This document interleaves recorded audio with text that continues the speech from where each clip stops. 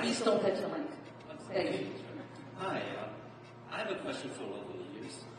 Because as a state employee who is underrepresented by MAPE, currently represented by MAPE, working in higher education, so Tim Walz has recently put a return to office order, and I'm against it because as a person with disabilities who currently has telework accommodations, that would affect that, even though my agency is not affected because my agency is technically not under the executive branch, but the issue is that it would affect my ability to pursue other opportunities in other agencies.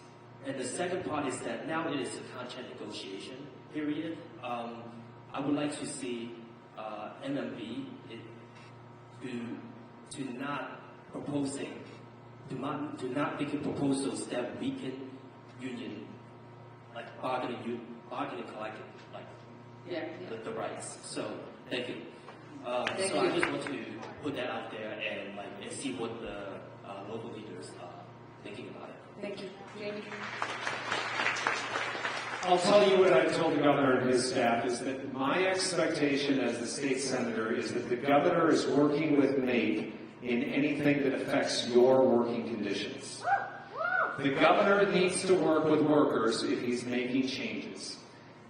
We know that in many instances, the governor and the administration has given up leases in buildings, and not everyone will fit in the buildings if we all have to go back to work.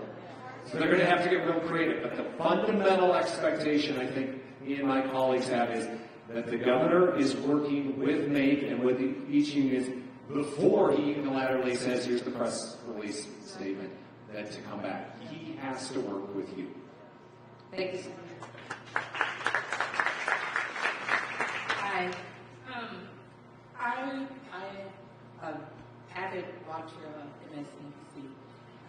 And I saw Lisa Murkowski talking about how afraid she is to speak out. And it made me wonder if you guys could, I don't know, covertly tell them that it's okay to be against Trump. Just work together and say, you know what, we got your back.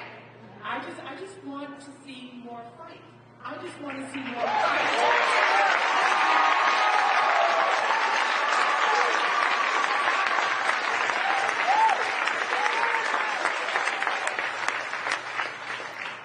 I think what Lisa speaks, the senator speaks to is real. I think the level of threats that members of Congress, and certainly those who go against their party leadership or the executive branch that they face is a lot.